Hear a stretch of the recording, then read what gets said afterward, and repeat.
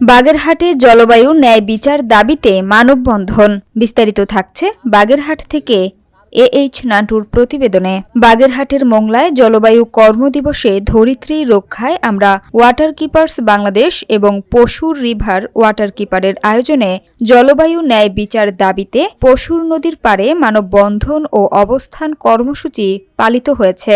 মানববন্ধনে প্রধান অতিথির বক্তব্যে ধরিত্রী রক্ষায় আমরা এর কেন্দ্রীয় নেতা মোহাম্মদ নূর আলম শেখ বলেন, নদী ভাঙন এবং সিডর আইলার মতো ঘূর্ণিঝড়ে সুন্দরবন উপকূলের মানুষ বিপর্যস্ত। নিরাপদ খাবার পানির সংকট ক্রমান্বয়ে বাড়ছে। তাই জলবায়ু ন্যায্যতা নিশ্চিত করতে হবে, জলবায়ু ক্ষতিপূরণ দিতে হবে।